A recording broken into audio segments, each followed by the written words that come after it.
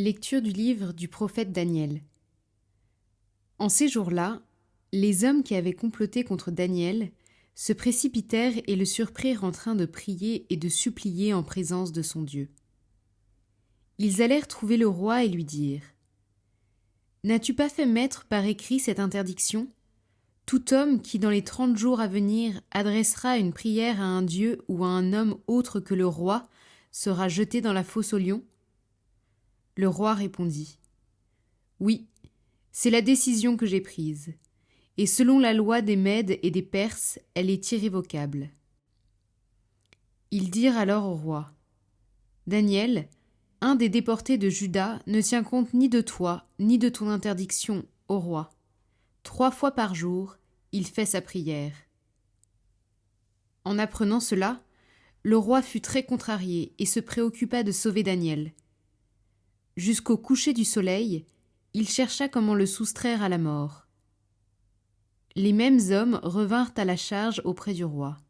« N'oublie pas, ô roi, que selon la loi des Mèdes et des Perses, toute interdiction, tout décret porté par le roi est irrévocable. » Alors le roi ordonna d'emmener Daniel et on le jeta dans la fosse aux lions. Il dit à Daniel : « Ton Dieu, que tu sers avec tant de constance, c'est lui qui te délivrera. » On apporta une plaque de pierre, on la plaça sur l'ouverture de la fosse. Le roi la scella avec le cachet de son anneau et celui des grands du royaume, pour que la condamnation de Daniel fût irrévocable. Puis le roi rentra dans son palais. Il passa la nuit sans manger ni boire. Il ne fit venir aucune concubine. Il ne put trouver le sommeil. Il se leva dès l'aube, au petit jour, et se rendit en hâte à la fosse aux lions. Arrivé près de la fosse, il appela Daniel d'une voix angoissée. « Daniel, serviteur du Dieu vivant, ton Dieu que tu sers avec tant de constance, a-t-il pu te faire échapper aux lions ?» Daniel répondit : « Ô roi, puisses-tu vivre à jamais. Mon Dieu a envoyé son ange qui a fermé la gueule des lions. Ils ne m'ont fait aucun mal, car j'avais été reconnu innocent devant lui. Et devant toi, ô roi, je n'avais rien fait de criminel. » Le roi ressentit une grande joie et ordonna de tirer Daniel de la fosse. On l'en retira donc, et il n'avait aucune blessure, car il avait eu foi en son Dieu. Le roi ordonna d'amener les accusateurs de Daniel et de les jeter dans la fosse aux lions, avec leurs enfants et leurs femmes. Or, avant même qu'ils soient au fond de la fosse, les lions les avaient happés et leur avaient broyé les os. Alors, le roi Darius écrivit à tous les peuples, nations et gens de toutes langues qui habitent sur toute la terre : « Que votre paix soit grande. Voici l'ordre que je donne. Dans toute l'étendue de mon empire, on doit trembler de crainte devant le Dieu de Daniel, car il est le Dieu vivant, il demeure éternellement. Son règne ne sera pas détruit, sa souveraineté n'aura pas de fin. Il délivre et il sauve, il accomplit des signes et des prodiges au ciel et sur la terre, lui qui a sauvé Daniel de la griffe des lions. »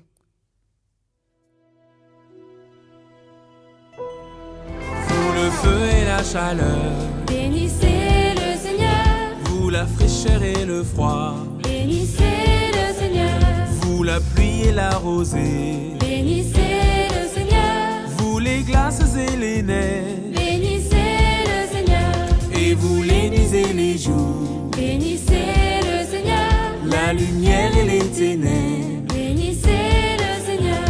et vous éclairs et nuées, Bénissez le Seigneur. que la terre entière acclame. Bénissez le Seigneur. À lui la gloire et la louange pour l'éternité. À lui la gloire et la louange pour l'éternité.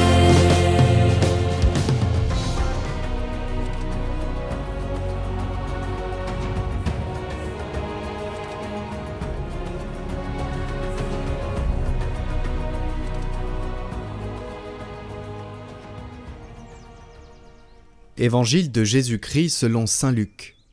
En ce temps-là, Jésus disait à ses disciples : Quand vous verrez Jérusalem encerclée par des armées, alors sachez que sa dévastation approche. Alors ceux qui seront en Judée, qu'ils s'enfuient dans les montagnes. Ceux qui seront à l'intérieur de la ville, qu'ils s'en éloignent. Ceux qui seront à la campagne, qu'ils ne rentrent pas en ville. Car ce seront des jours où justice sera faite, pour que soit accomplie toute l'Écriture. Quel malheur pour les femmes qui seront enceintes et celles qui allaiteront en ces jours-là. Car il y aura un grand désarroi dans le pays, une grande colère contre ce peuple. Ils tomberont sous le tranchant de l'épée, ils seront emmenés en captivité dans toutes les nations. Jérusalem sera foulée aux pieds par des païens, jusqu'à ce que leur temps soit accompli. Il y aura des signes dans le soleil, la lune et les étoiles. Sur terre, les nations seront affolées et désemparées par le fracas de la mer et des flots. Les hommes mourront de peur dans l'attente de ce qui doit arriver au monde, car les puissances des cieux seront ébranlées. Alors, on verra le Fils de l'homme venir dans une nuée, avec puissance et grande gloire. Quand ces événements commenceront, redressez-vous et relevez la tête, car votre rédemption approche.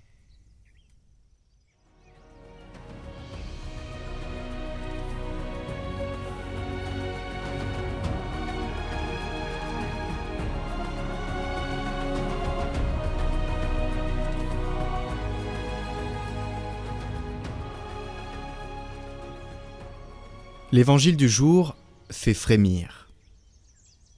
Jérusalem encerclée, les nations affolées, la mer grondant, les puissances des cieux ébranlées, ces paroles semblent tout droit sorties d'un journal contemporain. Alors, faut-il y voir une annonce des guerres d'aujourd'hui ? Oui et non.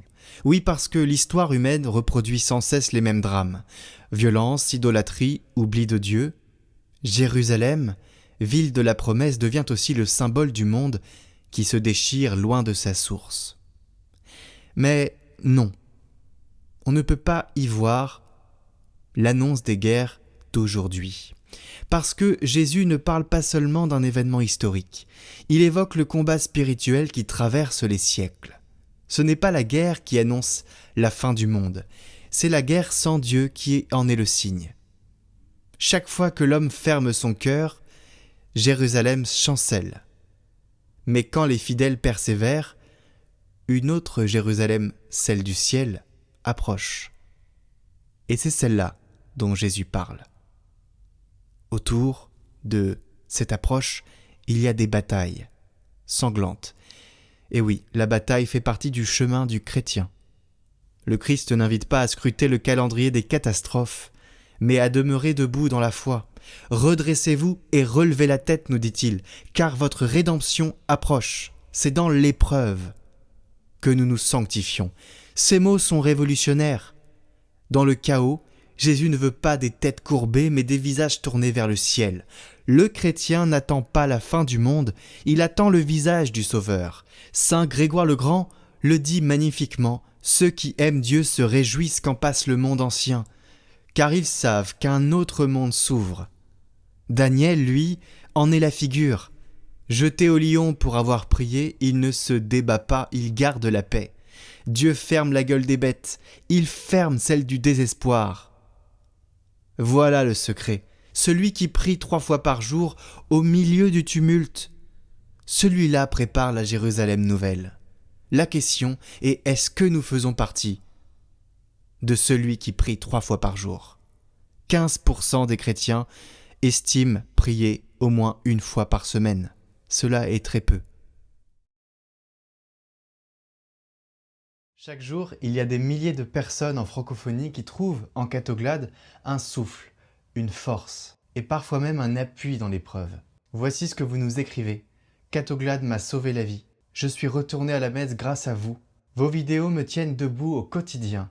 Vous êtes devenu ma respiration spirituelle. Ces témoignages, nous en avons reçus des milliers. Et c'est pour eux et pour tous ceux qui cherchent que nous souhaitons continuer notre mission. À travers cette vidéo, je veux vous faire comprendre que nous sommes à la croisée des chemins chez Catoglade. Pour poursuivre et amplifier notre mission, nous avons besoin de stabilité. Et la vérité est plutôt simple, nous devons commencer à structurer une vraie équipe.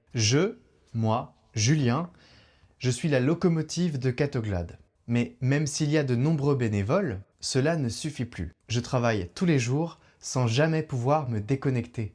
Ça fait 6 ans. Il y a beaucoup d'avantages merveilleux à travailler avec Catoglade, mais il y a aussi beaucoup d'inconvénients. Alors je vous le dis simplement, chers amis, sans moyens, la mission ne pourra pas continuer très longtemps, car je m'épuise. Et pourtant, cette mission, elle porte du fruit. On le voit tous les jours. Et elle pourrait en porter davantage. Alors puisque nous sommes ici en totale transparence, je vais vous dire le budget 2026, il s'élève à 80 000 €. Ça paraît une grosse somme comme ça. Mais en réalité, quand on voit qu'un ordinateur aujourd'hui pour faire du montage, ça coûte 5 000 €, quand on voit qu'acheter une caméra, ça coûte aussi des milliers d'euros, et que maintenir la flotte des micros qui sont de haute qualité, eh bien, coûte aussi cher, tout ça, plus les services, plus les missions de Catoglade, les parcours de carême, et à chaque fois il y a des déplacements et des coûts qui sont mis en plus et que l'association doit assumer. Et nous ne voulons jamais rester dans notre confort et dans notre contenu habituel, puisqu'il faut toujours tester de nouvelles choses.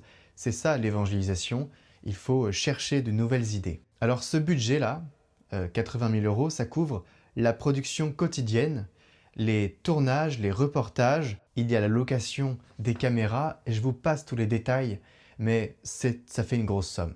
Et on peut profiter de certains avantages, comme d'un entrepôt chez mes parents, d'une salle pour tourner, mais vous savez, au bout d'un moment, il faut aussi savoir qu'une association ne peut pas maintenir toujours son équilibre sur des acquis qui ne sont pas les siens.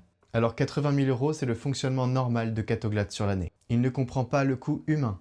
Et pour accomplir pleinement la mission, il nous faudra à terme 3 employés. Et cette mise en place sera évolutive. On ne va pas partir tout de suite avec 3 personnes. Vous avez été très nombreux cette année 2024-2025 à nous faire des dons et je vous remercie vraiment sincèrement puisque grâce à vous, nous avons pu lancer des projets, nous avons pu enclencher la réalisation d'un album qui est en voie de production. Il y a le premier enregistrement qui est partiellement déjà fait.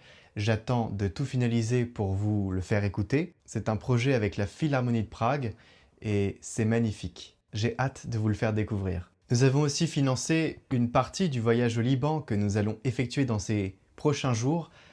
C'est un voyage super puisqu'il nous permet de rencontrer des chrétiens d'Orient. C'est un reportage que nous allons vous présenter. Alors, il faut savoir que ce voyage est partiellement financé par l'œuvre d'Orient. C'est comme ça qu'on arrive aussi à pouvoir faire ce genre de projet. Il y a aussi le format Noctilus qui vient juste de commencer ces derniers mois, mais qui va s'amplifier, en tout cas je l'espère, et qui va permettre de faire d'autres épisodes très différents avec des intervenants très intéressants. Et enfin, nous avons lancé Set Talk. Vous savez que Set Talk, au début, c'est une association qui n'existait pas. Elle était sous l'association Catoglade. Maintenant, il y a l'association Set Talk qui a été créée et qui est dédiée aux conférences et uniquement aux conférences.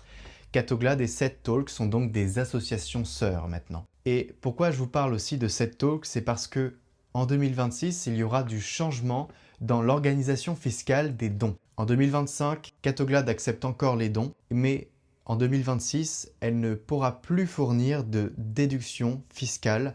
Et donc, pour ceux qui donneraient sur Catoglade et qui voudraient une déduction fiscale, je vous inviterai à le faire dorénavant sur Set Talk. Et je vais vous dire comment faire juste après. Mais Set Talk est affilié à une fondation qui s'appelle Radio Espérance, qui est une fondation qui a dans ses statuts l'appellation catholique. Et donc c'est une des seules fondations qui a ce nom dans ses statuts et qui a été approuvée par le Conseil d'État et elle peut donner des avantages fiscaux pour ceux qui ont des entreprises, pour ceux qui ont l'impôt sur la fortune et pour ceux qui ont tout simplement l'impôt aussi sur le revenu. Donc cela ne change rien pour vous, les ressources seront allouées aux missions que les deux associations ont pour objet dans leur statut. Vous faites un don pour Set Talk et il y a le fonctionnement de Catoglade qui est financé aussi par ce don-là. Donc pour être très clair, les dons sur Catoglade seront toujours possibles, mais ils seront non déductibles des impôts, et donc sans reçu fiscal possible. Et pour ceux qui auraient des entreprises et qui souhaiteraient nous soutenir, sachez que vous êtes les bienvenus parce qu'il y a un document fiscal officiel de la Fondation Radio Espérance qui est solide et parfaitement justifiable. Alors pourquoi Catoglade ne pourra plus attribuer des reçus fiscaux? C'est parce que la gestion des reçus fiscaux est très demandeuse de temps. Nous n'avons pas beaucoup et l'administratif, plus c'est simplifié, mieux c'est. Et donc on délègue totalement cela à la Fondation Radio Espérance qui se chargera de tout cela. Et administrativement parlant, nous nous déchargeons. Alors chers amis, pour conclure cet appel aux dons, en réalité, que je vais déployer ces prochaines semaines et ces prochains jours, j'aurais aimé, pour tout vous dire, pouvoir financer cette mission moi-même, avec mes propres ressources. Mais je ne le peux pas. J'ai fait des études qui pourraient me donner une carrière très confortable. D'ailleurs, j'ai encore des dettes de mes études. Et pourtant, j'ai choisi Catoglade. Et je vais vous dire quelque chose, je ne regrette absolument pas puisque j'en vois tous les jours les fruits. Parce que cette mission-là, elle change des vies. Et ça a du sens de faire ça. Je vous invite à aller faire un don. Sur le lien qui s'affiche en haut à droite, il y aura tout expliqué. Je vais aussi vous demander de prier pour nous. Puisque nous avons besoin de prières, sachez que vous n'êtes pas en coulisses, mais nous avons quelques attaques parfois. Et donc il s'agirait de nous aider spirituellement à les affronter et à passer notre chemin et à être toujours soutenus par une force qui vient de vous. Prions pour la mission Catoglade au nom du Père et du Fils et du Saint-Esprit. Amen. Notre Père qui es aux cieux, que ton nom soit sanctifié, que ton règne vienne. Que ta volonté soit faite sur la terre comme au ciel. Donne-nous aujourd'hui notre pain de ce jour. Pardonne-nous nos offenses comme nous pardonnons aussi à ceux qui nous ont offensés. Et ne nous laisse pas entrer en tentation, mais délivre-nous du mal. Amen. Alors merci pour votre confiance. Merci de porter cette mission avec nous. Et que Dieu vous bénisse.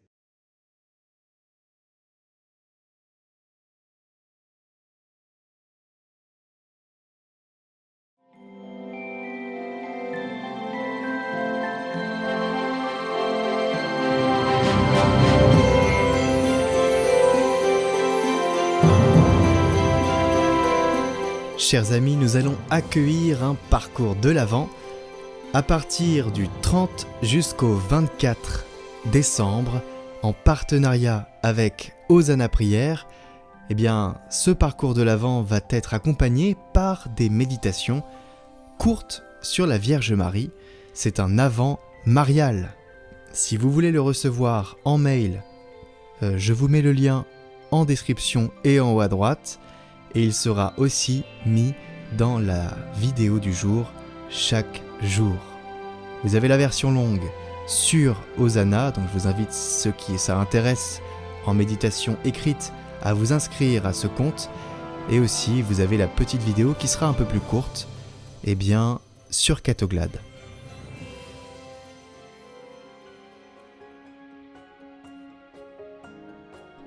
Chers amis, si les commentaires de l'évangile de Catoglade vous plaisent, vous avez la possibilité, grâce à Isabelle, notre webmaster, de les lire, de les partager. Ils sont sur notre site internet, je vous mets le lien en description. N'hésitez pas à aller voir.